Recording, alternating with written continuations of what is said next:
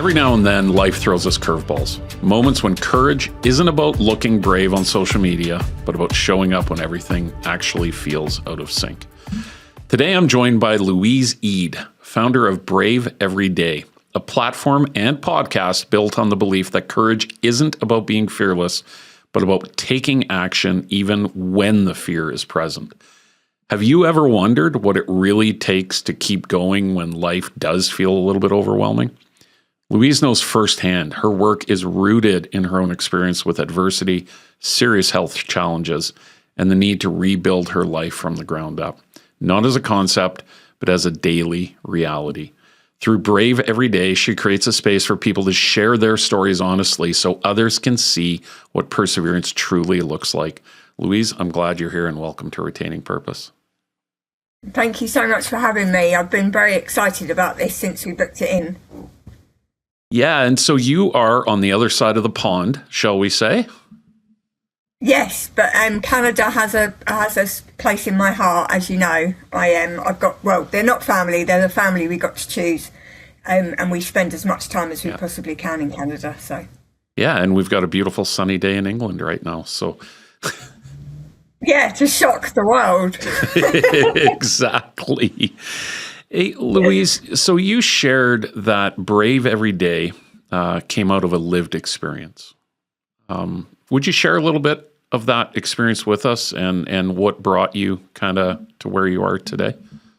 Yeah, absolutely. So I guess it started off, I was bullied for 6 years at school, and I didn't tell anybody. And it basically happened so we lived in one county and I was at infant school, and then we moved counties, and then I moved to like the bigger school. We called it middle school then. And I was a fish out of water. I didn't know anybody. I was quite shy and quiet in that kind of environment anyway, and to not have any friends was really hard. So I was an easy target.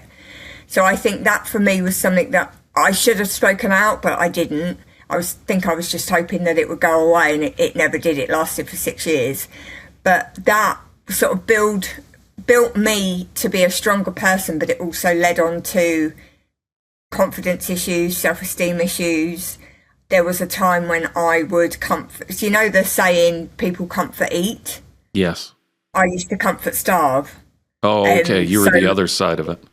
Yeah, I was the other side of it. And it was something that I didn't really understand, what was going on as such. I was a young adult, so it was, but I knew that there was a lot going on. I think when you're picked on, you start to believe what other people are saying, even though I know now, and I advise my son, like, they're probably jealous of you. They're probably, hindsight's a wonderful thing.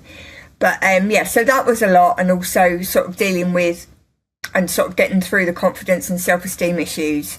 I had a near-death experience. I was on life support. I had multiple organ failure.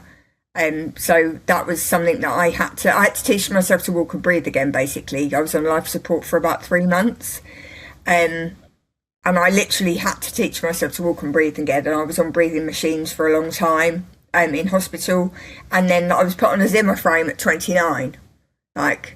And I really did propel from that moment on, because I think I was given a second chance. Like, they told my family that I wasn't going to make it, that I wasn't responding to anything, and then all of a sudden I ended up coming through and I'm here. So I think my purpose was to talk about all of my stuff, but obviously be a good mum and all of that kind of stuff. But there's lots of different layers to me and my story. Another one is also I was in a domestic violent relationship, and that's something that I'm sort of leading with on my podcast platform at the moment, because it happens far too often and it needs to stop. And a pattern's forming. I didn't tell anybody at the time, but I was also trying to protect those I love, because I knew if I told anybody, there would be repercussions, and the wrong person might have gone to prison. Yeah. Should we say? That's a lot to carry. Yeah, no, absolutely. And from a young age. So your health issues, what caused it? So I wasn't looking after myself. Okay. I basically, I was living in Australia. I went to Australia on a working holiday visa. I was absolutely loving life. I felt free. I was happy, but I wasn't eating enough. I also wasn't. I was working in the day. I come from like an IT networking. I worked for British Airways for 6 years and worked for the Executive Club. I've always had a really good career.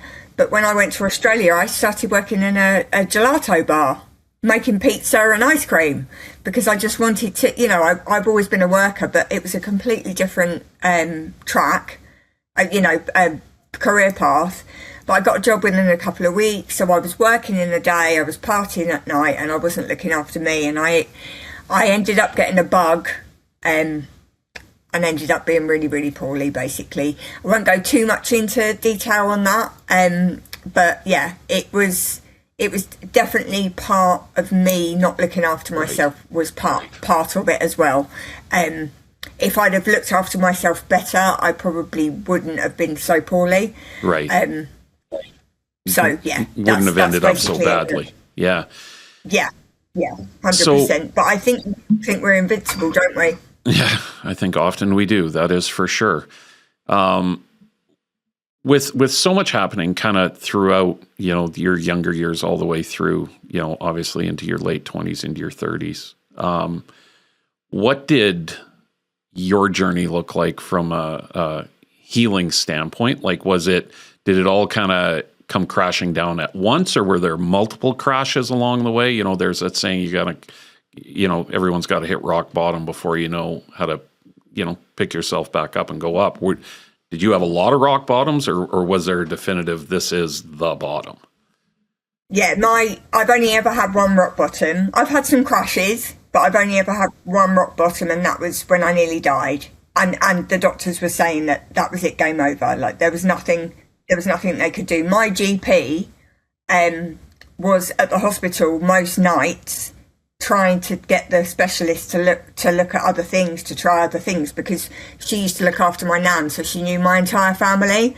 And then she used to call me a little miracle when I used to go in for appointments afterwards and stuff. She's lovely. She's retired now, and I think she's sailing away into the sunset, but enjoying retirement. But no, that was my rock bottom. And when I came to, it took me ages to sort of realise the cognitive function wasn't working. I knew what I wanted to do. My mum and dad bought me a DVD player, a portable DVD player into hospital. They bought me my laptop because I kept asking for it, but I couldn't work it. Right. Now I've worked with computers since I was 18. I'm 45 now. I couldn't work it, and I was getting very frustrated, but I just needed more time. It wasn't a case that I wasn't going to get there. I just definitely wasn't now, But yeah, that was my rock bottom. I had no idea how poorly I was, and what I potentially, put my family through. And as soon as I did, which is when I sort of woke up and realised, I think it was in the acute dependency unit. So I went from ICU on life support to the acute dependency unit. And that's when I was on the breathing machines and stuff. And I started being told different things then. But for a long time, I was on breathing machines, so I couldn't speak back, because the breathing machines were over my mouth. So it wasn't until I could sort of communicate back that my mum and dad sort of started talking me through it and telling me kind of what had happened. And then that's when you realise, like, right, I've been given this second chance, and I've said this a few times now, I'm going to grab life by the balls, and that's it. There's no other way than up. And the story I'll tell you a bit later on about the domestic violence actually happened afterwards, but it wasn't rock bottom for me. Right. It was horrible, but it wasn't rock bottom because I'm strong and I got through it. Right. You learned the lessons along the way to be able to manage it better when that next thing came. So you go through that near-death experience. What did not physical recovery look like for you, but what did mental recovery look like, and how long did it take you to kind of get back to being the best version of yourself and really putting one foot in front of the other again? Okay, so it didn't take me very long to sort of learn to walk again. I think being put on what you would class as an old person Zimmer frame, it's going to give you the rocket up the bottom that you need, isn't it? It sure is. And it sure did. I didn't take me long to I wasn't walking quickly, but it didn't take me long to walk again. And I went from, as I said, the ICU on life support, then the acute dependency unit, and then a normal ward. And they didn't know if I needed a liver transplant or not at one stage. So I had to get to a certain weight in order to test my organs again to make sure, what was going on. So I was tube fed, and then I was tube fed independently. And then I had to eat as well to sort of try and build myself back up because I was skin and bone. I've obviously been on life support for a substantial amount of time, and obviously you don't get fed then. I was told just before I was leaving hospital, when I was in the sort of what I call a normal ward, I was told that I would probably need a year out from the 2 doctors that saved my life, and that I will be grateful to them forever, and the hospital that looked after me. And I think I got back on my career path, new job, in 2.5 months. Oh, wow. Because there wasn't really anything. It's funny because people that haven't been through what I've been through struggle to sort of understand. But I think also at the same time, as I said, being given a second chance and understanding what actually happened, there was no other way than up. I was grateful, and I had some making up to do, right? So, and some lost time. I'd lost time, and that's one thing that I always get asked, money or freedom, money or time. Yeah. But it's always time, because it's the one currency we don't know how much we've got of. No, so we all get the same 24 hours in a day, so. Yeah. Yeah. But we don't know when our time's up. Yeah. So sure. I think for me I didn't need any clarity or any mental health support really, because I was just so focused on making the best of the second chance I was given that I just carried on. So when did you realize then that, your story wasn't necessarily yours alone, that there were other people out there with maybe not the exact same challenges and struggles, but other people out there that you could lend a hand to? I've always kind of been a bit of a fixer. I've always kind of been someone that will help other people, or can, when you meet someone, there's something going on, but they're not going to say.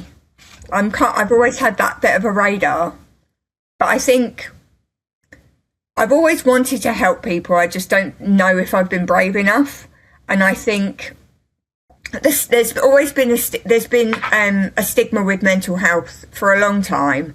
Anxiety didn't exist; it was called worry, wasn't it? And the phrase "oh, don't worry about it" was a common saying for people. I think also the older generation, like my parents, for example, my dad was a tougher nut to crack than my mum. For want of a better phrase, but I love him and I'm so proud of him. He's just retired, actually, a few weeks shy of 75. Oh wow! Yeah, kept himself awesome. Busy. Yeah, he's my hero. He blames my mum's shopping habits for that one. But I think I don't know. I think I've always wanted to help, but I think the time for me now to sort of do the Brave Everyday and stuff is because I unconsciously decided that I wanted to set up Brave Everyday. Not unconsciously decided that, but I unconsciously knew that I would have to put my big girl pants on and tell my story. Yeah, and so I think you found you put yourself around other people, and I'm sure that also offered significant support, validation, and a bit of a path forward for you too, I'm sure. Oh yeah, the amount of people, my whole world has opened up since doing Brave Every Day. I'm speaking to you from Canada, but people have been so kind and so supportive, and I'm meeting people and speaking to people on a regular basis that have been through similar things. The domestic violence side as well, especially. a lady, a very good friend of mine called Karen. I've actually known her since 2017, and hers and my domestic violence past are very similar. But yeah, I think the stigma on mental health is a lot better now.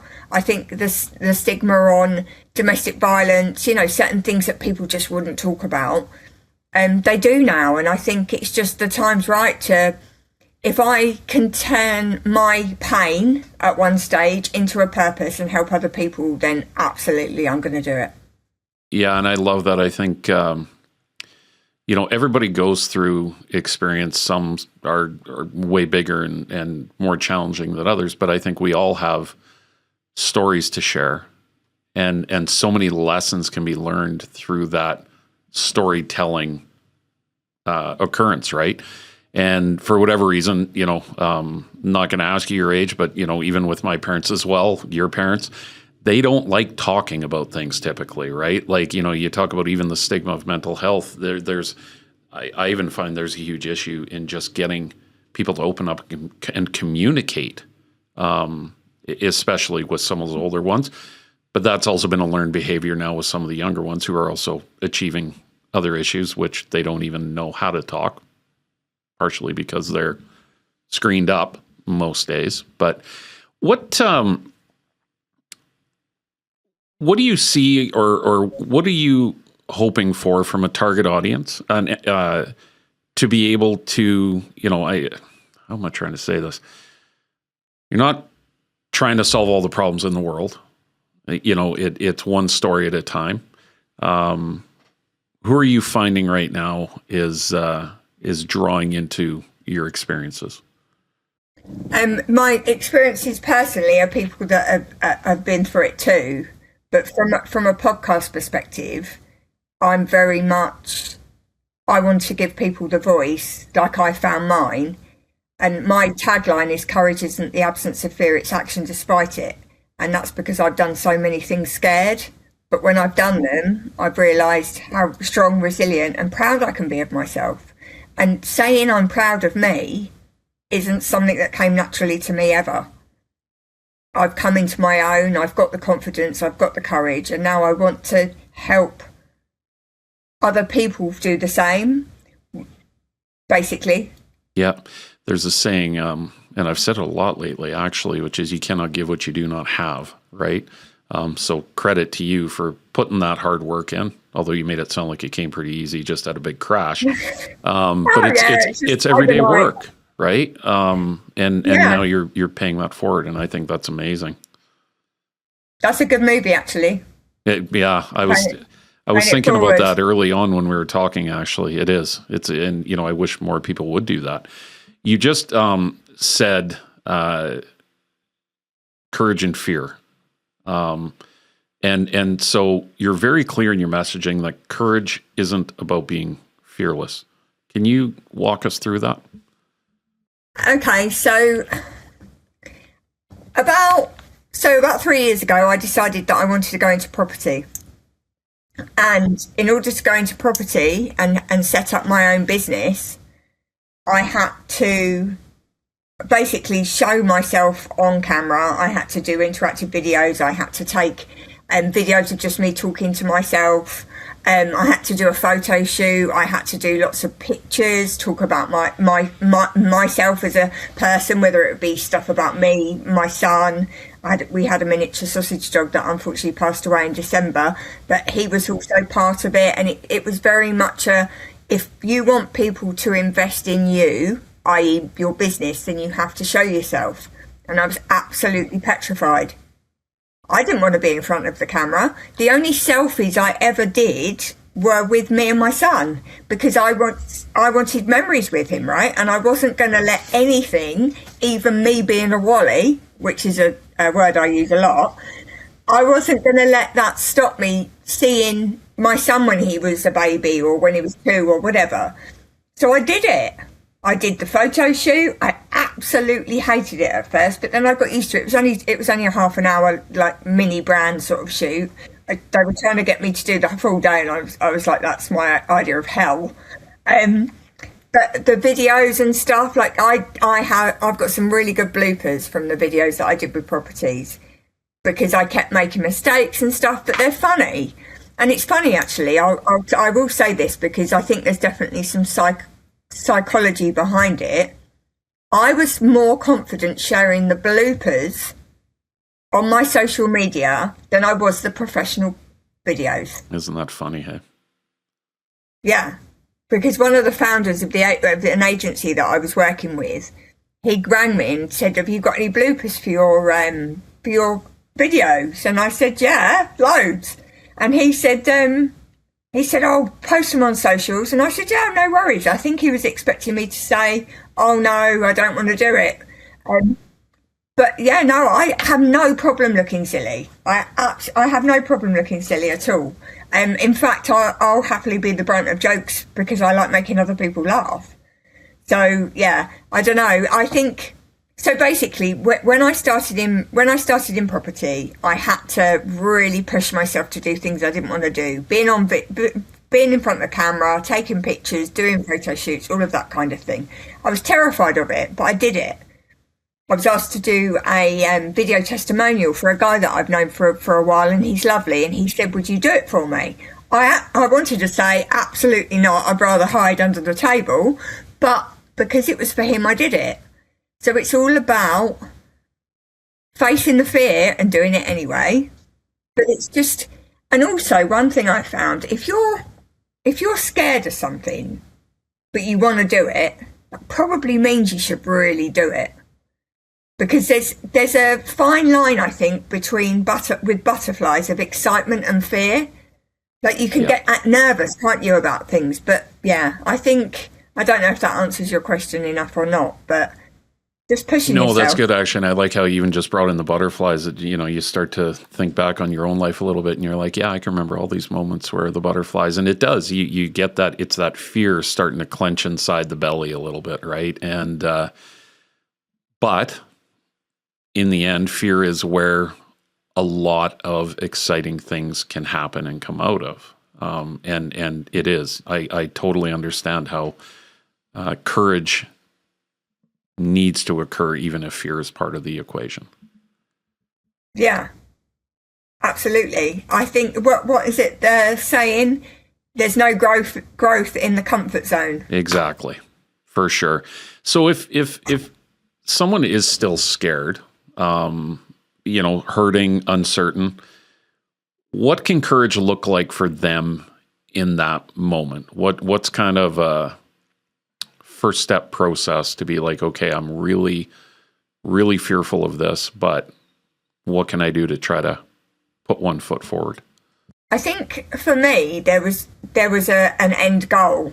So maybe it was a bit easier for me because there was an end goal. But for anybody that's, if you want to do something and you're scared, then you should just give it a go. What have you got to lose? You can't, you're not going to progress or do any better in life staying where you are right now. So sometimes I used to hate change, but now I thrive on it. I want the next challenge. What else have you got for me? Like, I'm ready for it. It's almost like I'm armored up. It's crazy. But I think for anybody that's worried about a scenario or scared of a certain scenario, but they really want to do it, I generally believe that's your calling to do it. And you just give it a go. You've got nothing to lose. And if you give it a go and you still don't like it, then you don't have to do it. It's just, but yeah, as I said, growth doesn't come from the comfort zone, and you have to keep pushing yourself every day. And I did a lot of personal development and a lot of soul searching in my life. Certainly the last sort of 5 years, that's made me realise certain things, and I've put filters in place for my life. So without going off on too much of a tangent, I was diagnosed with high blood pressure at the age of 40. I'm 45 now. And I didn't want to be on medication. Like, I'm a biohacker. I wrote a book about it. So it's little hacks you can implement into life to live a healthier one. So I was put on, I've probably had high blood pressure for about a year, undiagnosed, because they thought it was white coat syndrome. where obviously I've gone into the, when you can panic, and that was me all over 5 years ago. Like, oh God, have I got high blood pressure? As my blood pressure is going up and up and up. And I said, don't worry, my brother's got a blood pressure monitor at home. I'll use his and do it a couple of times, and we'll see. Anyway, turns out I had it, and I was like, right. I've helped my dad with his diabetes. I helped my friends with their perimenopause and their hormones and their sleep patterns and stuff. Let me see what I can do for my high blood pressure. And it was proven that it wasn't anything to do with my diet. And it wasn't that I drank too much, because that would have been way easier, wouldn't it? Oh, you eat too much processed food, let's just stop that. Oh, you drink a bit too much on a Saturday night, let's reduce that or stop that. That would have been way easier. It wasn't. It was stress. It was all stress related. So I had to really soul search and work out what was causing me the stress, and was there anything I could actually change? And there was. There was a couple of people that were causing me too much stress and didn't need to be. And then, things like work, day job and stuff. Like, I work for a cybersecurity company. I do really enjoy my job, and the owner of the business is a good friend of mine. But there's certain periods of that job that has probably made me go, skyrocket with regards to high blood pressure. So to an extent, I had to take a chill pill as well. What's making you, what's stressing you out, but what can you actually sit back and go, I can't do any more for this situation. Yeah, and actually that kind of brings up a good thing, which is, one of the things that I've seen, especially in some of the younger generation, is the minute something gets hard or they get scared of something, they just avoid it, right? What sort of messaging is appropriate to bring forward, I guess, to encourage people doing hard things, not just avoiding them? We've already talked about growth coming out of, getting out of the comfort zone, but kind of breaking from what's comfortable and actually encouraging going to try some hard things. You have to, because it builds resilience. If you spend your life avoiding everything you don't like, you're never going to get anywhere in life. There's certain things you can do to make your life better, like what I was saying about stress and, removing certain things or people in my life. But with regards to actually doing certain things to push yourself, you have to. Because otherwise you're going to stay exactly where you are for the rest of your life. And where's the fun in that? Mm-hmm. Well, yeah, no, I agree with that. Do you find it's best for people, I think a lot of the times people will think change is going to be like this huge, scary thing, right? Do you communicate with them that, change, we can start small, we can just try a little bit at a time. You can try a little bit at a time, and then when that feels better, take the next, and then all of a sudden they almost create a habit where change becomes fun in a lot of areas of life, which it kind of sounds like it has for you. Yeah, absolutely. And it can be at whatever pace it can be at any pace, as long as it's at a pace. You have to start, right? So even if everybody's pace is different, everybody's lifestyle is different. Some people have got more children than others, so they might have a dream, something that they really want to conquer, but they have less time than, say, me, who's only got one child, for example. So, but as long as you start, if you've got a passion and you've got a purpose and there's something that you really want to do, you've got to just start, whether it be 5 hours a week you set aside for it, or even 1 hour. Just make sure you start. But yeah, definitely don't avoid things that are hard, because life is hard as a whole. And if you don't build that resilience, then you're going to get lost in it. And you really will. Do you think sometimes people will feel a little bit intimidated, even starting small, because they might be at a point in life where it's like, I've let so much go by me already, I'm almost behind. And it's like, I got to catch up, and I got to catch up big. Yeah, but I also think age is nothing but a number. And no, the only competition you should ever have in life is with yourself. You shouldn't, because a lot of people, and I did a post on this a couple of weeks ago, why do we compare ourselves to others? Because nobody's like us. Nobody's the same as us, and that's our superpower. Comparing yourself to others or how far other people have got, which is what you just said, there's no need, because nobody is you, and there's no one else that you need to worry about. It's your journey, right? So own it and take action. Just get after it. Yeah, do it. That life's too short. Just do it. It's not hard to see where Nike came up with that, right? Yeah, exactly. Where do you see they stole people? My saying. Yeah. Where do you see people exhausting themselves emotionally right now? Like when I think about the world we're living in, it is, you turn on the TV, you go online, like it seems like the world is very much in a state of chaos right now. Oh, it is 100%. And are you seeing that, start to have negative effects or things being brought in that, it almost affects someone's desire to even take the next step? You think about kids. I don't want to bring kids in, or pardon me, young adults. I don't want to bring kids into this world. Like, there's a lot of mental anguish going on right now. Oh yeah, 100%, 100%.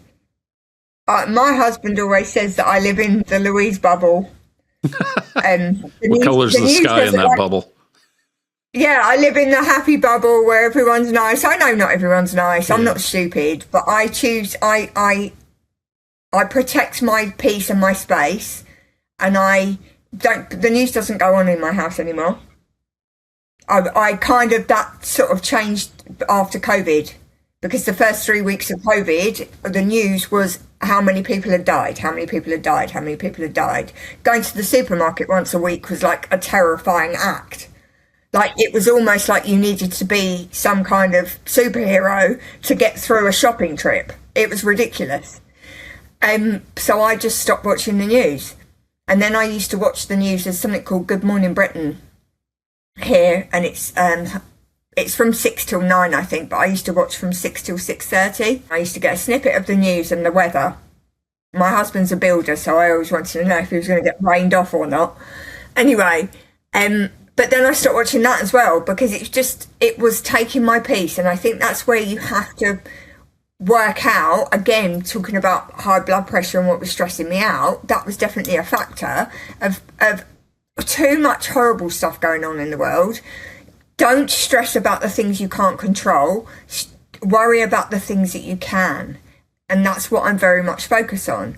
I can't change what's going on in the world, unfortunately. Certainly not with, all the things that are going on. But I can make a difference in what I know and what my purpose and my passion is. And that's where you have to make your focus. You can't, just basically anything that is bothering you to an extent where it could cause you, make you unhappy, cause you stress, whatever, take it away, because it won't.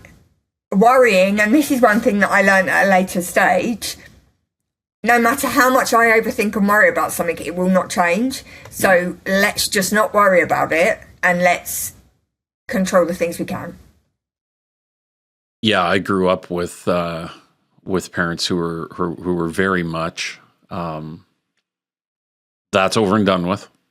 We can't affect the outcomes. Let's move on. And then I ended up with marrying into a family who analysis or paralysis of analysis. And, I see both sides of it. I see one where, growing up, I probably could have learned a lot of lessons had we communicated, about some of these things. But then the other side of it is, of course, that over analysis, and you just get bogged down in the weeds, and it becomes crippling in a way.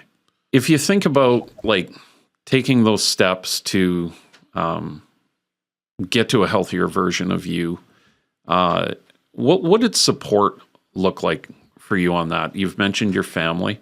How did other people play a role in you getting better? Having the right friends and family around you at all times is the best support that you can ever have. But ultimately, everything lies with you. And this is one thing that I've been talking about quite a bit. You can get support, you can have support, you've got people around you that love you. But if you want to make a change, you're the one that has to put your one foot in front of the other.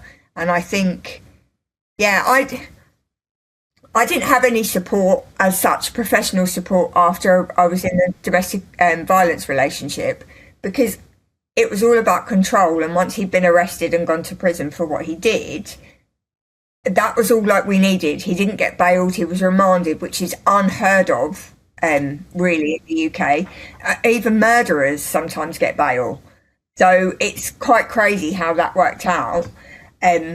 But all we needed was that time to heal, and we were away. And as I said, the control wasn't there anymore, so it was over for me. It was completely over. So I think if I need help, then I will ask for it. But since what happened when I nearly died, I think I can handle most things now. Like, there isn't really I'm almost a little bit like, okay, life, what have you got for me next? Kind of attitude. Yeah. Because I said this on a podcast the other day. All these different guests that I'm having on, they're such inspirations. They've been through a hell of a lot more than I have, and how they are now and how successful.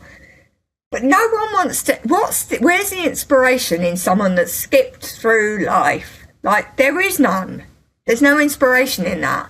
People that I have on, and I was looking at your podcast, people that, have got a really good story to tell, people that have been there, done that kind of thing, had the experience, have got the knowledge, and that's where it all starts. I'm the woman I am today because of everything that's gone on, so I wouldn't change it. I'd probably change it for my family, because I don't want them to hurt like they did. But for me, I think having my son made a massive difference to my life as well. So if anyone's listening that's scared of things or whatever and don't have children yet, that fire in your belly will exist as soon as you have a little cub to look after. Because it did. I used to shy away from conflict. And don't get me wrong, I still don't like conflict.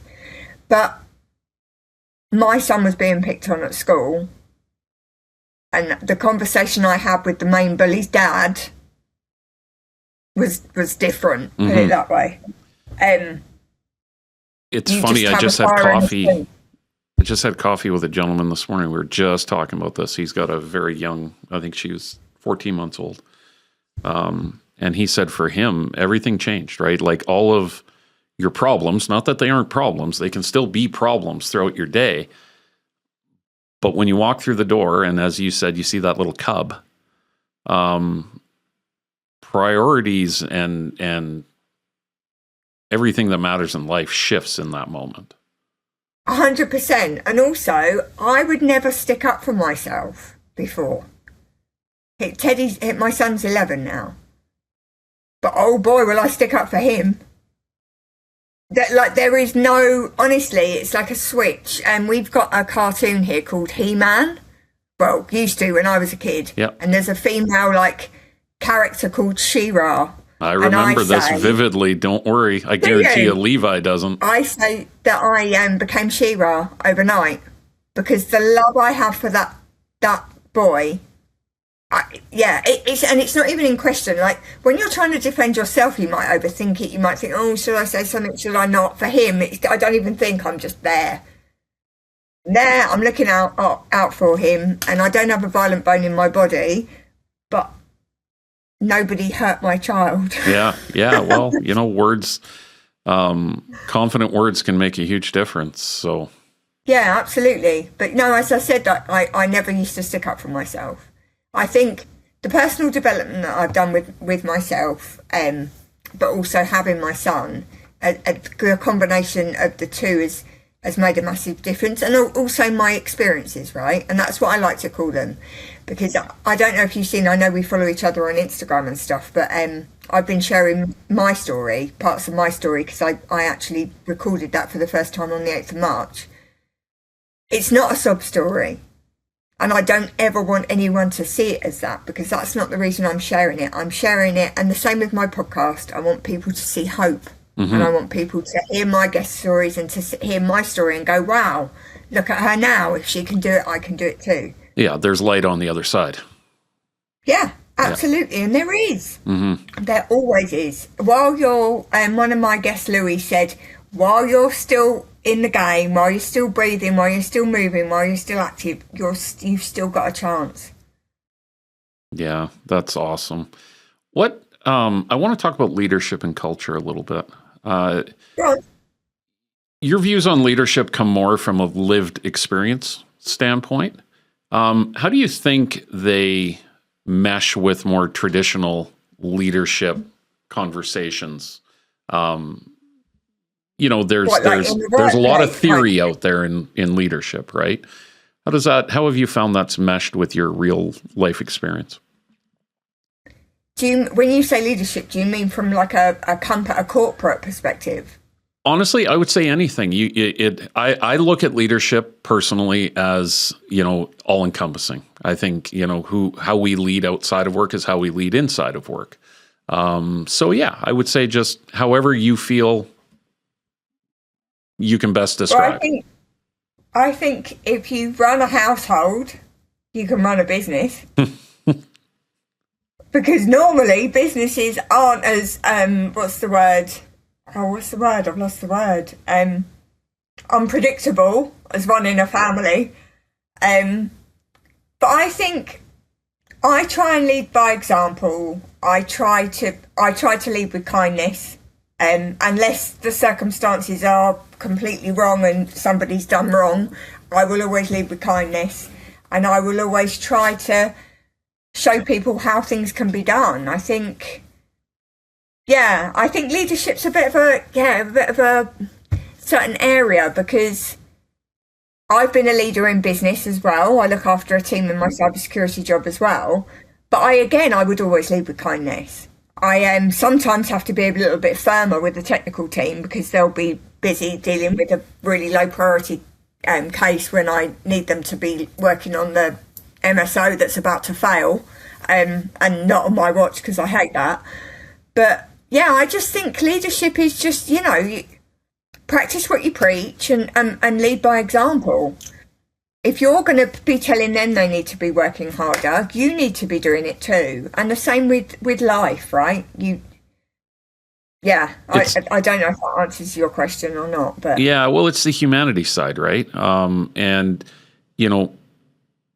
how do you, in a corporate environment, hold standards high while still introducing humanity? I think there's a lot that think the two don't work in sync very well together. I think they're wrong personally, but what have you seen with that? Like, having to hold to a high standard, but still bringing humanity into the conversations.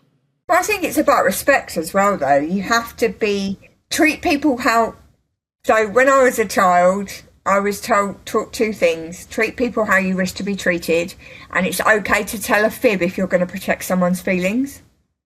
And yeah, that's basically it. Like there's a way. There's certain things you have to speak about in business to people, whether they're under you in the corporate world or not.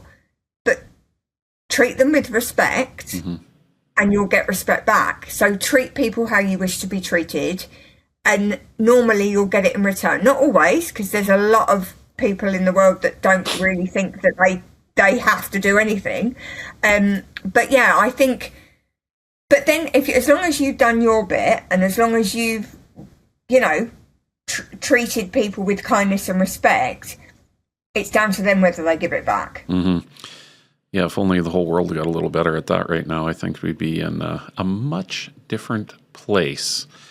So, Louise, one thing I want to touch on is kind of getting back to why you're doing what you're doing. If you look back at it now, what does turning pain into purpose mean for you today? It means anything that's happened in my life that's been a negative and turning it into a positive. So my experiences showing other people and helping other people through similar experiences, knowing that no matter what I've been through, it's made me who I am today, and I actually wouldn't change it. Mm-hmm. I think would be a good answer. I love that, not looking for a different version of you, but the real version of you. Yeah, absolutely. I don't think I've ever tried to be anything I'm not. I just don't think I ever accepted myself for who I was fully until recently. I was using this as an example, actually. I used to try everything on in my wardrobe, like literally everything. It looked like a bomb had exploded in my wardrobe because the clothes had been, and I still wouldn't be happy. Whereas now I can stick a t-shirt on and a pair of tracksuit bottoms and go and take the dog for a walk. I used to make sure I had a full face of makeup, my hair was straightened, and have you seen the length of my hair? That's a workout in itself. Doing all of that stuff, and I used to buy really expensive clothes, hoping that I would feel half or look half as good as other people, when actually nothing was gonna, that wasn't actually making any difference. So I don't know, I think it's also about acceptance. I think my lived experiences and things that I've been through help me realise my worth, and that actually I'm all right as I am, Yeah, that's a good message to bring forward. I want to give you a little bit of an opportunity just to tell any listeners, I guess, where they can go to find out more about you, your podcast, things that you're working on, things that you're excited about. So yeah, kind of the floor is yours. So my Instagram is sort of independently just for Brave Everyday, and it's quite simply at Brave Everyday Podcast. And my website is braveeverydaypodcast.co.uk if anybody wanted to connect and stuff. But yeah, I'm just trying to make a positive change in the world, at least I can. And I think if everybody does that in sort of their niche or their purpose, their passion, then together we're stronger, right? Yeah, and thank you for doing that. I think it's important, and if more people push themselves out of their comfort zone and just tried to help others, again, I think we'd be in a much different position than we are right now. But Louise, I want to thank you very much for your time today. I know we had a few technical difficulties on both ends of the camera here today, so I'm glad we managed to figure it all out. And I wish you luck on your podcast. I'm going to keep following you, and I'm excited to see all the things that you're doing. Thank you so much for having me. It's been great, and and I will continue to follow and support you. It's been great chatting to you, Randy. You're a very nice man. Thank you, Louise, and enjoy that sunny day over in the UK. Yeah, it's bedtime soon. I suppose it is. I hadn't thought about that. All right, you have a great evening, Louise. It was a lot of fun. Yeah, take care. Thank you so much. All right.